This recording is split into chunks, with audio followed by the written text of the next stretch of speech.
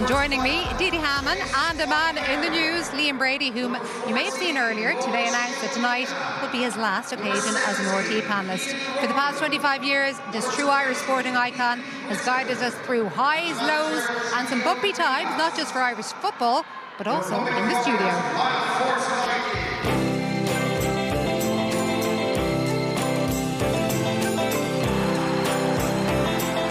Comfortable, in control, yes. Once upon a time, it dressed so fine. Now, I'm not saying the long ball doesn't work, because it has worked for us, but we've got to mix it up. This is a great figure in Irish soccer. That's right. Two great figures, actually. See that picture there, Bill? Is he looking at me, or is that... A lot of people say, well, it's typical of Roy, and Roy should really shut up, but I can't. I think there's a way of making a protest, as Keane did, in a different manner. There's 22 players out there who are not complaining. He went out of his way to say as many bad things as he could about Ferguson. I thought was wrong. If John was to be critical, I'd take notice of it. When it's aiming over my bald head. Because I believe this is the best league in the world, with the best players in the world, and this is something I will never forget. Well, this is the biggest game in Arsenal's history, George. I tell you, you can't wait. A little bit biased. I know you are, and you're quite entitled to be. Here's Henry. Come on! Barcelona be livid because that wasn't a free kick. You were going to say that's down to the football we play? No, I'm going to say that's rubbish. That's what I'm going to say, yes. That is rubbish. That's rubbish. That's down to the football supporter in Ireland keeping the money so he has to pay for his heating. Well, I didn't do it on purpose, so I'm sorry. Tony, myself, Tardelli all saw on the laptop that how blatant handball was. Well, I gave him a contract for 4 years. If the FAI want to get rid of him, they get rid of him and pay the man off. That was epitomised the Irish determination tonight. That was 100%. Well, I don't know, Bill. That's the honest answer. The only thing Speculate. Not true, Miriam. I mean, off screen, he's got a great sense of it. This place may go, but their memories never will.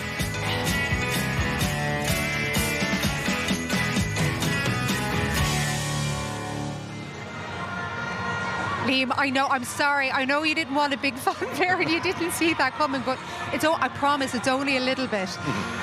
It was so good seeing yourself, the great Bill and Eamon and John back there, and you almost forget. So we remember some bits, but there were so many bits down through the years, weren't there? There were. It was a sad seeing it, to be quite honest, because we all miss Bill. He was a great man in the presenter's chair. He knew how to keep order, which was difficult at times. He knew how to cause disorder as well. Yeah, he knew how to throw in a grenade every now and again. And working with Eamon, there was never a dull moment. But great memories, fantastic memories. And I picked this match tonight to bow out because I've had so many memories here as a player and some great memories as one of the panellists doing the punditry.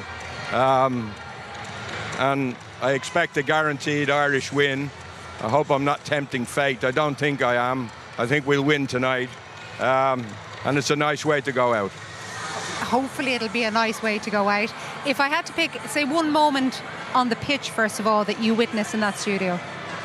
I think the goal here by Jason McAteer against Netherlands when we won 1-0, that guaranteed us a playoff place.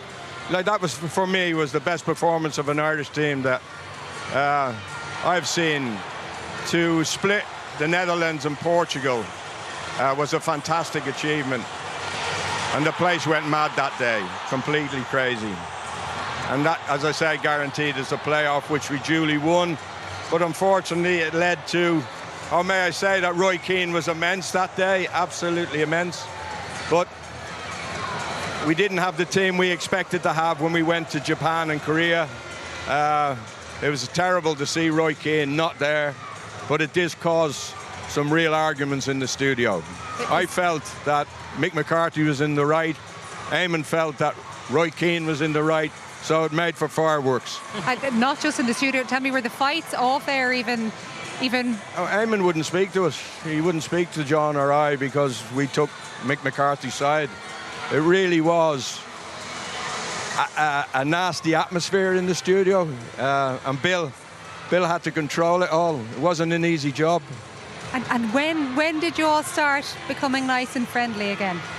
Well, I think once the Champions League started the next season and the World Cup was forgotten about, we buried the hatchet.